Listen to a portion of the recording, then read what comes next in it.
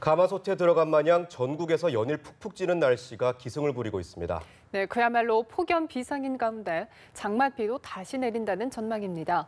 자세한 날씨 상황을 김동혁 기상전문기자와 함께 알아보겠습니다. 어서 오세요. 어서 오세요. 요즘 오후 시간에는 잠깐만 밖에 있어도 땀이 줄줄 날 정도로 엄청나게 더운 날씨가 기승을 부리고 있는데요. 오늘도 많이 더운가요? 예, 지금 현재 서울, 광주, 부산, 대구 이런 많은 지역을 중심으로 해서 폭염 경보가 내려져 있습니다. 그러니까 낮 기온이 35도를 웃도는 지역들이 굉장히 많다는 얘기가 되겠고요.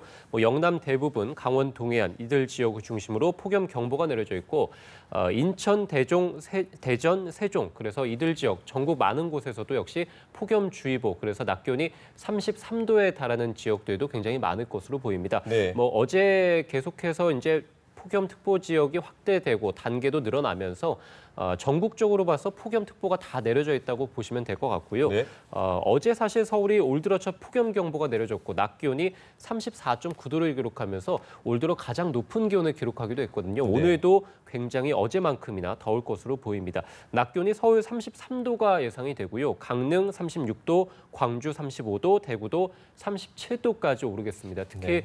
오늘, 그러니까 어젯밤이죠. 어젯밤부터 해서 오늘 새벽까지 굉장히 좀 덥다고 느끼신 분들이 많았을 것 같습니다. 예. 올여름 들어서 사실은 열대야가 나타난 지역이 가장 많았다고 보시면 되겠거든요. 그래서 강릉이 30.1도를 기록했는데 사실은 밤에 30.1도를 기록했다는 것은 낮의 더위와 사실 별반 다르지 예. 않거든요. 그래서 동해안 지방을 중심으로 해서 특히 굉장히 더웠고요. 제주가 28.6도, 포항 28.4도, 서울도 27.3도를 기록하면서 밤더위도 굉장히 극심했고 앞으로도 계속해서 밤더위는 지속될 가능성이 있겠습니다. 낮 기온이 굉장히 높게 오르면서 오존 농도가 나쁜 곳들도 좀 있습니다. 그래서 예. 오존에 대한 대비도 좀 필요할 것 같고요. 아까 조금 전에 앵커분께서도 말씀해 주셨습니다만 굉장히 좀 후텁지근합니다. 그래서 땀이 날 정도로 덥기 때문에 불쾌지수가 나쁨에서 매우 나쁨에 달하는 것들이 오후 내내 이어지겠다. 이렇게 보셔도 되겠습니다. 예, 경주 같은 경우는 지난번에 39도가 넘는 기록적인 폭염이 나타나기도 했는데요. 지난달 세계 기온이 역대 세 번째로 높았다고도 하고요. 그렇다면 지구 온난화가 계속 진행 중이라고 볼 수 있을까요? 예, 말씀해 주신 대로 경주가 사실 지난 13일에 39.7도를 기록했습니다. 네. 사람 체온보다도 높은 기온이고 우리가 그 기상 관측이 100년이 넘었거든요. 그 관측 역사상 역대 세 번째로 높은 기온입니다. 예. 대구에서 40도가 기록된 적이 있었고 39.9도도 있었고 그래서 경주에서 39.7도를 기록했다는 것은 어쨌든 올여름에 굉장히 뜨거운 폭염이 나타나고 있다. 이렇게 또 볼 수 있겠고요. 네. 아무래도 한반도 남쪽에서 평년보다 덥고 습한 공기들이 지속적으로 들어오고 그 영남 지역 같은 경우는 산맥이라는 이런 지형적인 효과도 있을 것으로 보이고요. 그래서 또 비가 내리지 않음으로 인해서 열기가 계속 쌓이기 때문에 영남 지역, 특히 경주에서 굉장히 기록적인 이 최고 기온이 나타나게 됐었는데요. 예. 전 세계적으로만 보더라도 사실은 지난 6월의 기온이 역대 세 번째로 높습니다. 그런데 그것이 올해만의 특징이 아니라 지난해가 역대 가장 뜨거웠고 그다음에 예. 2015년이 2위고 그다음에 올해가 3위거든요. 그러니까 과거에 비해서 지구촌의 온도가 최근에 굉장히 뜨거워지고 있다. 이렇게 볼 수 있으니까 앵커분께서 말씀해 주신 대로 지구온난화의 어떤 흐름이 아니냐 이렇게 또 볼 수 예. 있습니다. 그래서 지구온난화라는 것은 대륙의 온도가 뜨거워질 수도 있고 해양의 온도가 뜨거워질 수도 있는데 어쨌든 네. 평년보다 과거보다 뜨거워진 온도들이 어느 지역에는 유입이 되기 때문에 그 지역의 온도가 굉장히 오르게 되고 수증기가 많아지다 보니까 또 폭우가 일어나기도 합니다. 그래서 지구온난화라는 것은 결국에는 폭우, 폭염 그리고 겨울철의 혹한 그래서 극단적인 날씨가 잦아진다 이렇게 볼 수 예. 있겠습니다.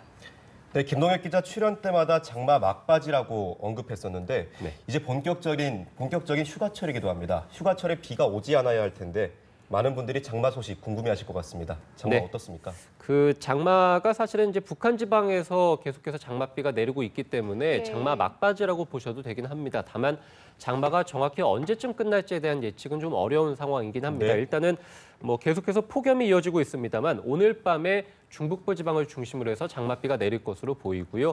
주로 이제 장마 전선이 북한 지방에 머물고 있습니다. 지금은 북한 중에서도 굉장히 북부 지방에 위치하고 있습니다만 점차 이제 남하하면서 그와 가까운 오늘 밤에는 경기 북부 그리고 영서 북부 지방에 장맛비가 내리겠고요.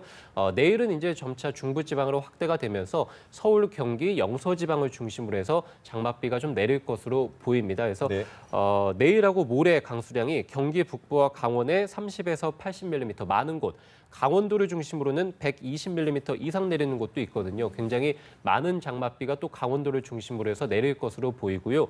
그 밖에 남부지방, 충청 이남지방을 중심으로 해서는 소나기가 내리고 사실은 장마의 영향을 받지는 않을 것으로 보입니다. 그래서 네. 이번 주말에는 어쨌든 중부지방을 중심으로 해서 많은 장맛비가 내릴 가능성이 있겠다. 이렇게 보시면 되겠고요. 지금 자막을 통해 보시는 것처럼 사실은 뭐 다음 주 초에도 장맛비가 중부지방에 예고가 되어 있고요. 다음 주 후반, 그래서 주말쯤에도 또 한 번 장맛비가 내릴 것으로 예상이 됩니다. 그래서 다음 주에 한반도 북쪽에서 선선한 공기들이 좀 내려오게 되는데 네. 그 선선한 공기 그리고 한반도 남쪽에서 고온다습한 공기 사이에서 장마 전선이 형성될 수도 있고 아니면 소나기가 좀 강하게 내릴 가능성도 있습니다. 어쨌든 장마 막바지라고 생각하시고 네. 어쨌든 계속해서 장마에 대한 대비를 해주시는 게 좋을 것 같습니다. 예, 뭐 연일 너무 뜨거워서 온열 질환자가 발생하진 않을까 굉장히 걱정되는 부분인데요. 이 더위병 환자가 자주 발생하는 시간이나 혹은 장소가 있을까요?